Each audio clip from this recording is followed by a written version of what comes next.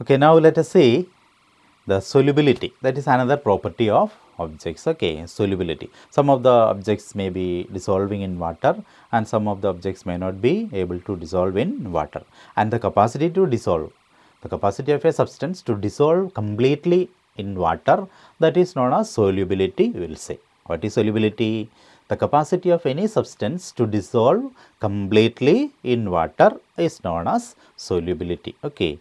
And based on the solubility, substances can be classified mainly into two types. One is soluble substances and the next one is insoluble substance. Okay. Soluble and insoluble substances. So, let us see what are the example for soluble substances. You all are familiar with the salt. In your home, we are using salt in almost all the dish. Without salt, we can't prepare any dish. Okay, and you can see while you are preparing coffee or tea, also we are adding sugar into it. And this sugar as well as salt are example for materials which will be able to dissolve completely in water. Okay, especially while we are boiling water, that dissolving capacity is more because the temperature is more, so the dissolving capacity is also increasing. Now here is an activity. You can observe here this salt is there. Okay, I have taken some amount of salt in this, and this salt if we keep it in water, you can observe. For some amount of salt if you take and keep it in water, a tumbler containing water, and you have to stir it very well. Okay, when we stir this for some time, you can observe it will dissolve completely. Okay, so let us keep this aside, then afterwards, after some time you will observe this again. Okay, so what we have taken in a glass tumbler, half filled with water, then into that we have to pour some amount of salt and stir it very well. When we stir it for some time, you can observe that salt which we have added, now it is no more salt in this. What happened to it? It already got dissolved completely in water. So, it is disappeared in water, we can say. Okay. So, let it be here. After some time we will take it one more time. So, just like that we can use sugar also. If we add 1 spoonful of sugar into a glass containing water, we can observe after some time it will get disappeared from the water, or it will dissolve completely in water, and this ability is known as solubility, we will say. Okay, soluble, the substances which are able to dissolve in water are known as soluble substances. Now let us see one more example. Okay, children, now we will see whether objects are able to dissolve. Here you can observe I am just keeping a small coin.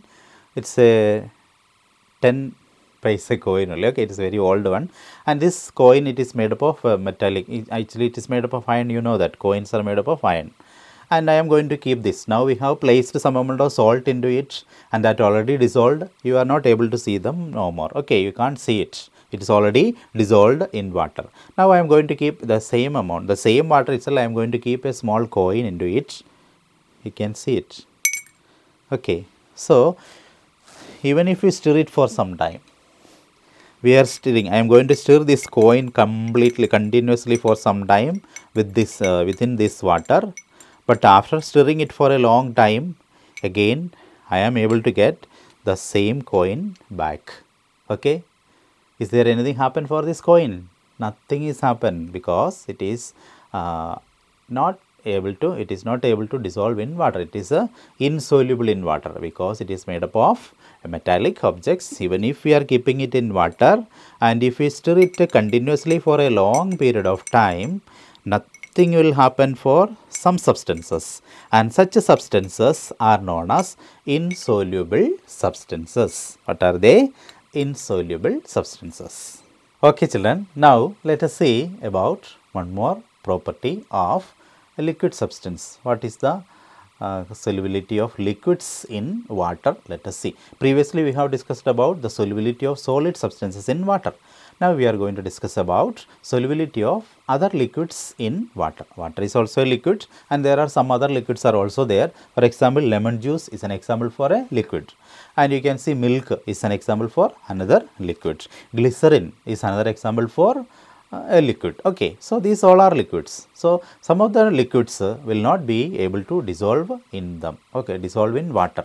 So let us discuss about that. That is known as immiscible liquids. Okay, the liquids which will not be able to dissolve in water are known as immiscible liquids. Previously we have discussed about miscible liquids. Miscible liquids will dissolve completely in water, whereas immiscible liquids will not be able to dissolve in water. And for that there is an activity. That activity every one of you can do in your home. You have to, whenever you get time after writing these notes and all, you just go to your kitchen and ask your mother to provide little amount of mustard oil or coconut oil. Okay, or even you can use kerosene oil also. Okay, mustard oil, kerosene oil, or any type of cooking oil, you can use it for this particular experiment. And you take some amount of kerosene oil, or you take some amount of mustard oil, or you can even use coconut oil, and just take a glass tumbler and pour into it. Okay, take a glass tumbler, fill it with some amount of water, and into it you have to pour some amount of coconut oil or mustard oil or even kerosene oil you can pour. What will happen? After pouring, you just observe. You will be able to see that the oil which we poured into this water will float on the surface of the water. You will be able to see. That means you can shake after pouring that water into it. After pouring oil into the water, you can shake it for some time. Continuously you shake it for some time, then leave it there without disturbing. Then you can find automatically this oil content will come up and it will float on the surface of the water. How much time we have shaken it, even then it is not at all getting mixed with the water. And such liquids are known as insoluble liquids, we can say. Whereas you take the same amount of water in another glass container, into that you squeeze a lemon juice you can squeeze and you have to pour into it, or take some amount of milk and pour into a glass containing water, then shake it for some time. When you shake it, you can see after some time all this water as well as the lemon juice got mixed well together, you can observe. At the same time milk also, when we pour water into milk or when we pour milk into water, after shaking you can find this water and milk get mixed well with each other. Okay, so if any two liquids are able to mix well with each other are known as miscible liquids, and the liquids which will not be able to mix well with each other are known as immiscible liquids. Then example for miscible liquids: milk, glycerin, lemon juice, etc. are example for miscible liquids, whereas kerosene oil, mustard oil, coconut oil, etc. are example for immiscible liquids. Okay. Okay, children. Now let us see about another property of materials. They float or sink in water. Okay, some of the objects you can observe, they will float on the surface of water. Okay, whereas when we keep some heavier particles in water, especially a stone or an iron piece, etc., when we place it in water, you can observe it will go deeper into the bottom of the water. Okay, so the substances which is able to float in water are known as floating objects, we can say. Here you can observe it is a glass tumbler containing little amount of water. And I have another piece of thermocol in my hand. When we place the thermocol into this water, we can observe, even if we shake also, this thermocol ball will not be going into the water. It will float on the surface of water. Is it visible for all of you? Okay, so we can say this thermocol, or we can test one more paper piece. If you take one paper piece and if you dip into it, if you try to keep into it, you can observe the paper also will be floating on the surface of water. You can observe it. Because they are lighter than water, because of that they will be floating on the surface of water. So these objects are floating on the surface of water. Now let us do another activity by using a coin. So this is a coin, metallic coin, which is made up of iron, and it is heavier than water. So when we place this metallic coin in water, you can observe it will go deeper into the water. It will be settled. Now you can find the coin is settled at the bottom of the beaker. So this activity also shows you that some of the objects may be, it is a floating property of object where we place the thermocol, but when we are keeping this metallic coin it went into the bottom of the glass tumbler because that is sinking in the water. Okay, so this some of the property of the materials like floating as well as sinking in water, that also you have witnessed now. Okay. Okay children, now let us see the next property of objects, that is transparency. You know what is by transparency? Transparency means its ability of light to pass through a particular object, that is known as transparency. So here I will show you. Now you can find this is a glass tumbler, and this glass tumbler, if I keep something inside this glass tumbler, you will be able to see it from outside. Okay. So this color of this cutter, you know, that is orange color, you are able to see it even if I kept it inside the glass tumbler. Through this glass tumbler you will be able to see the color of it, see this object. So we can say this glass is an example for a material which will allow the light to pass through them. So any material which will allow the light to pass through them are called transparent object, we can say. Okay, transparent. So based on the transparency, there are different types are there. One is known as transparent object. The next one is known as opaque object. Okay, first we have studied about transparent object. This is an example for a transparent object, so that you will be able to see this cutter through it because it will allow light to pass through them. Now you can observe here, it's a textbook. It's a textbook. Now you can see my face clearly. Am I correct? Now I am going to cover my face with your textbook. Can you see my face now? No. Now because you are not able to see my face because this textbook is an example for opaque material. It is made up of opaque material, opaque substance.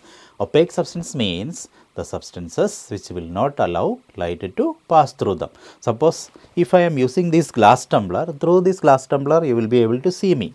But through this textbook you are not able to see my face because this opaque material will not allow the light rays to pass through them, so that you are not able to see the object. So example for opaque objects, textbook, it's an example for opaque object. Our body is also an example for opaque object. Suppose, how can we understand that opaque objects? When we are keeping these opaque objects against the source of light, you can find behind the object, you can observe there will be a shadow.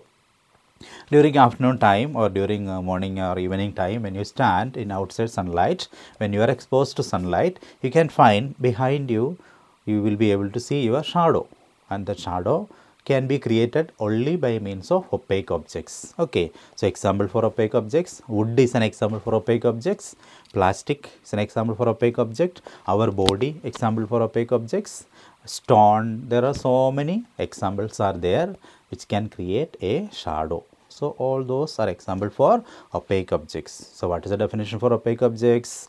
Objects which will not be allowing the light to pass through them. They are known as opaque objects. Okay, now let us see the third property regarding transparency. Some of the objects are allowing the light to pass through them partially. Okay, so the objects which allow light to pass through them partially are known as translucent object. Okay, or we can see the objects. We will be, suppose if we are seeing an object through a translucent material, we will be able to see them partially because the light rays pass through this translucent object partially. That's why we can see, but the image is not clear. So such a condition or such materials are known as translucent material.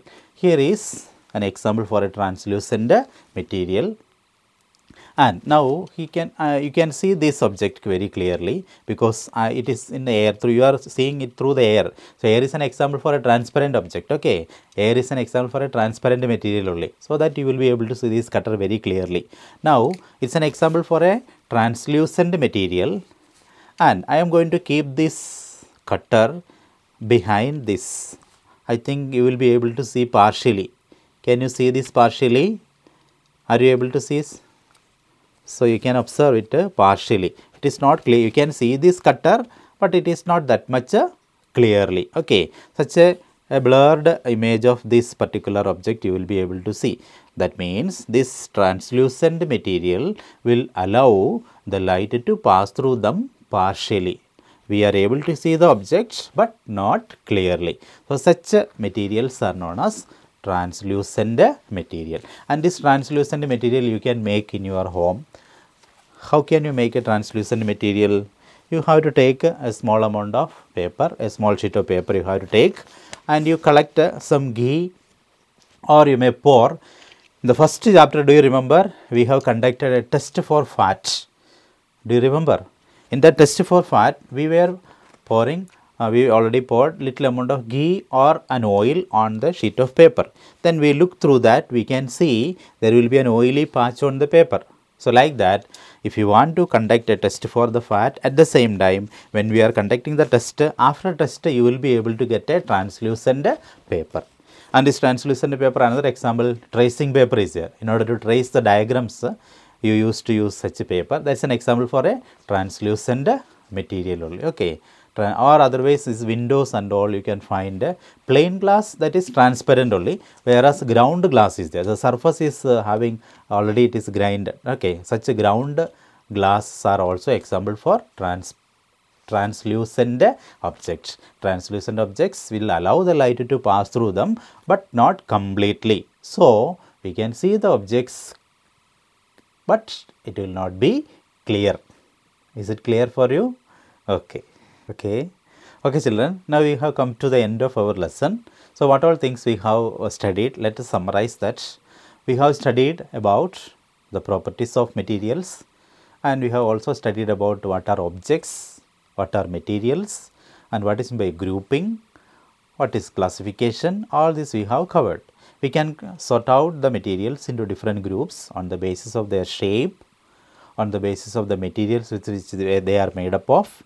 All these are some of the category under which we can categorize the objects into many groups. Again, we have covered different properties of materials such as appearance. In appearance, we have studied about lustrous material, and also we have covered about non-lustrous, soft, hard, as well as rough and smooth objects. Just by seeing the appearance, we are able to find out these qualities.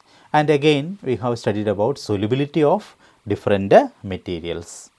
Solubility of different materials also we have covered. Again, we have discussed about solubility of certain liquids in water. Solubility of solids in water we have covered. Solubility of liquids in water, that also we have studied. Again, we have studied about transparency, another important property of material, that is transparency. Based on the transparency, again materials are classified into transparent objects, opaque objects, and translucent objects.